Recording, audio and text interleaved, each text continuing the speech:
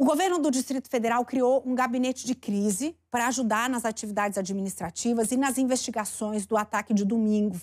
Foi montada uma força-tarefa porque esses primeiros momentos são cruciais para se descobrir tudo o que aconteceu, avaliar o tamanho do prejuízo e começar a consertar uma coisa de cada vez.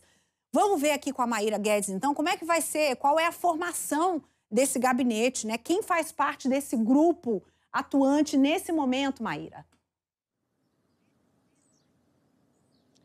Neila, esse gabinete de crise, que foi intitulado de Gabinete de Preservação e Mobilização Institucional, ele foi criado justamente para acompanhar todos os trâmites relacionados a esses atos de vandalismo praticados aqui em Brasília no último fim de semana, bem como as investigações, tá? A preservação até mesmo dos patrimônios que não foram atingidos. Então, há vários objetivos aí listados para esse gabinete. É um gabinete formado por várias frentes.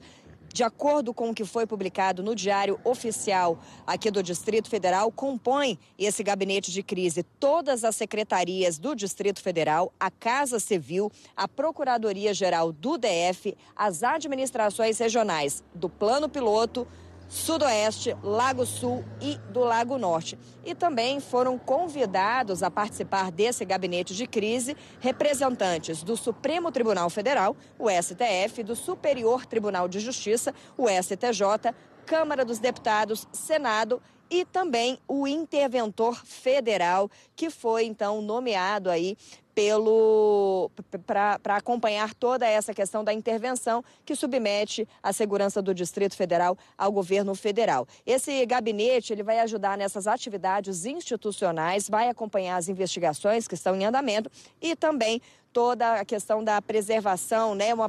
Na verdade, são 3 frentes que estão sendo aí levadas em consideração para poder levar adiante o gabinete de crise. Uma dessas frentes é promover a estabilidade institucional aqui na capital. A segunda, coordenar as atividades administrativas que não foram afetadas pela intervenção federal, e a gente reforça que a intervenção federal submete a questão de segurança ao governo federal. Então, as outras áreas, elas continuam ainda sob o poder do governo do Distrito Federal e o gabinete de crise está, então, à frente disso tudo. E a terceira frente é colaborar nas medidas requisitadas pelo interventor nomeado, no caso, o Ricardo Capelli. Então, essas são as metas desse gabinete de crise, que ainda não tem uma data para ser finalizado, para ser desmantelado. Ele deve permanecer em funcionamento até que todas essas investigações elas sejam finalizadas, o que deve levar ainda um tempo diante da quantidade de pessoas detidas por causa desses atos.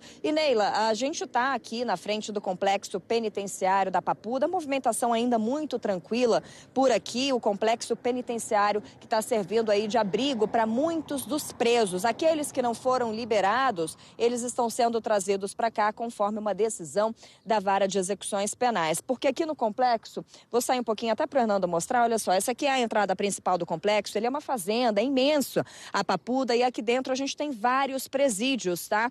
Inclusive o presídio federal, ele fica também logo aqui ao lado. O presídio federal que ainda não foi acionado para que esses presos sejam levados, tá? Todos eles relacionados a essas investigações, eles estão sendo trazidos para cá para o CDP2, que é o Centro de Detenção Provisória. É onde ficam os detidos de forma provisória. Geralmente eles vêm para cá quando já passaram por uma audiência de custódia e aguardam um julgamento de uma forma definitiva.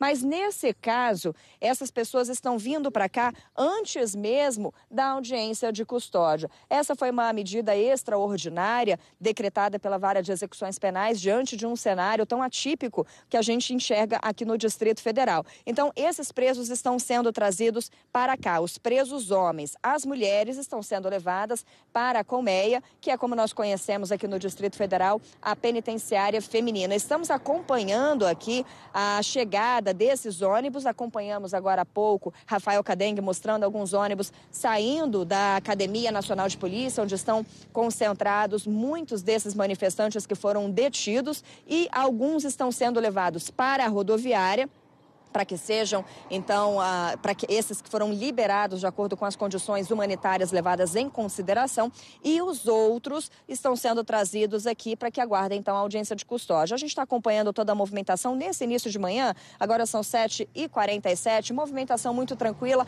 desde que a nossa equipe chegou aqui, nenhum ônibus veio trazendo presos ainda, mas a gente está aqui ligado e qualquer movimentação nesse sentido, a gente te aciona aí no estúdio. Neila. Combinado, Maíra. Provavelmente vai chegar porque a gente estava com o CADEM e quando saiu uma turma lá da Academia da Polícia Federal, então provavelmente deve chegar alguma aí. E reforçando o que já disse o CADEM e o que disse a Maíra agora, as pessoas estão sendo encaminhadas sem audiência de custódia, mas elas passarão por essa audiência de custódia. Ninguém vai ficar sem passar por isso, tá? Vai acontecer um mutirão para poder fazer todo esse atendimento que é necessário.